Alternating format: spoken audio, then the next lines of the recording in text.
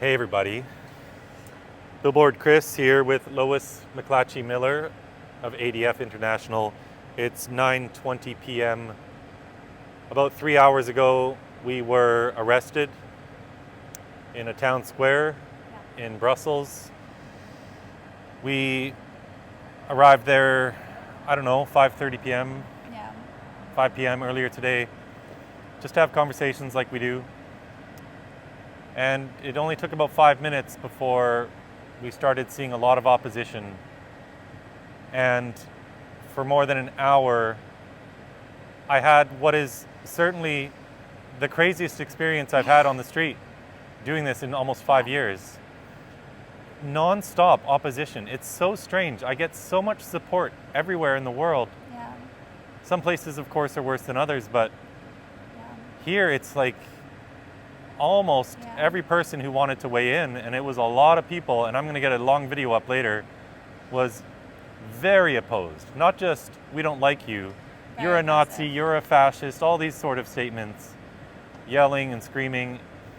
A very tall man was harassing Lois for a very long time. She was holding the camera at one point, and he kept trying to stop the conversations I was having, and he would do that by getting in front of the camera, and he just wouldn't stop.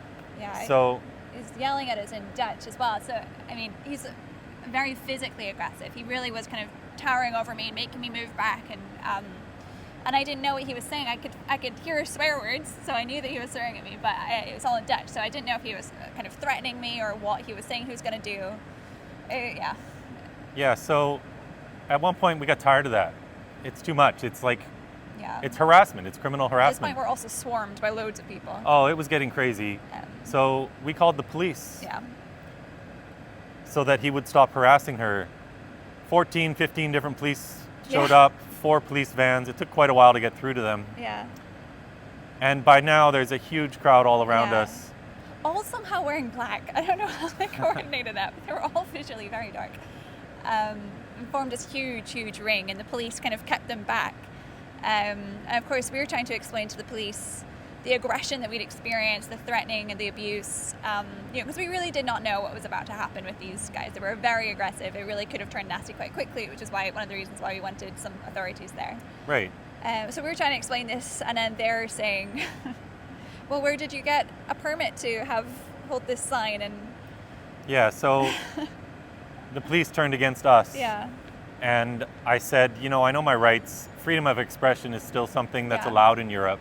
And we're allowed to have conversations. Yeah. And that's all we do. I'm not there to protest. The signs are just a conversation starter. That's all they are. Yeah. We stand quietly. We talk with people. Most of you know. Most of you have seen my videos. But they said if we didn't take our signs away, that they would arrest us. Yeah. And in that scenario, I'm not going to let all the violent, unhinged, really awful people determine that we're not allowed to talk about what is the greatest child abuse scandal in modern medicine history. And we don't need a permit to say these things either. Nobody needs a permit or a permission from authorities to go and have conversations about why puberty blockers are harming kids. And I just can't believe that we live in a world where we were the bad guys in this situation. Yeah, well we're not. But they said that we needed a permit from the mayor, and I wanted to see the law. I never did see the law. No. I still haven't seen the law. They said, well, if you don't take your signs down, you'll come to the police station. Previously, he'd said we'd be arrested. And I said, okay then. And so they took my signs off. They put us in a police van. They took us to one police station. They then handcuffed us. Yeah. And now it seems to accelerate. They were now telling us that we were being charged with disturbing the peace. Disturbing the peace. Yeah. And so we suddenly think that we were being criminally charged, which was not clear to us before. Correct. And I'm not super interested in getting criminally charged, but no. I'm going to do what I need to do to get this message out. But now we thought we were being criminally charged. We were put in handcuffs in that police station. We were put in another police van and taken to this police station right behind us, where it took them more than an hour to process us. Yeah. I had to strip down to my underwear. They searched us. Lois, of course, they did the same. They took all our belongings. They've confiscated my signs, 3 signs. They arrested us but never told us our rights. They never read us anything Correct. like that.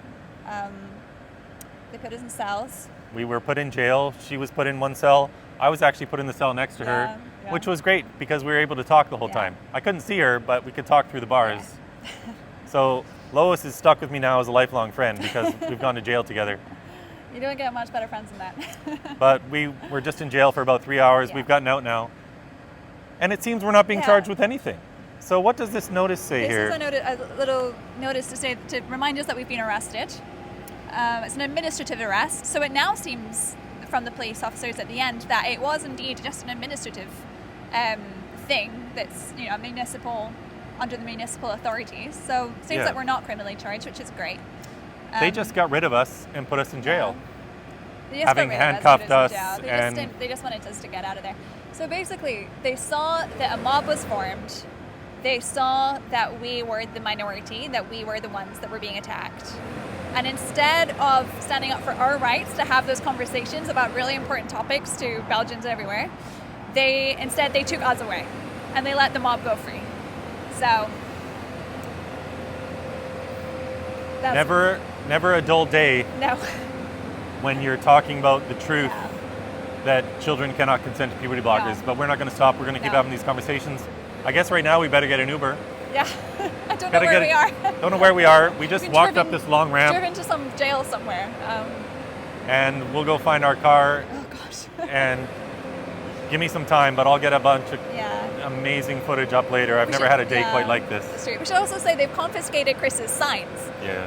And yet we've not been charged. So it seems that we've done nothing wrong, but the signs are still in jail. The man that just let us out said, they're probably taken for destruction. But little do they know I have about 15 more with me. I think we need to look into that, but well. All right. Thanks for your support, everybody. Keep having conversations, everyone. Yeah. We're going to sue. I'm suing. Okay. I'm not going to let this... No, this is a violation of our rights. It is a violation of our rights, that's for sure. It was they did so many things wrong. And to silence, to take away people who were the peaceful people there, when it was so clear, when you see the footage, you're going to see this mob that were so violent, so aggressive, spewing abuse. I mean, I'm very free speech, but for a country that isn't pro-free speech, I couldn't believe they were getting away with what they were saying. Yeah, well, we'll see what I can do, but I want to sue because this behavior has to stop. It's not right. We need to be able to have conversations in society. So anyway, if you guys want to support me, that'd be great. Billboardchris.com, you can do that. If you want to support ADF International, that would be wonderful as well. Yeah. You can go to their website. Yeah, adfinternational.org. Good. But here we go. On to the next. All right. Thanks, everybody. All right. Speak soon.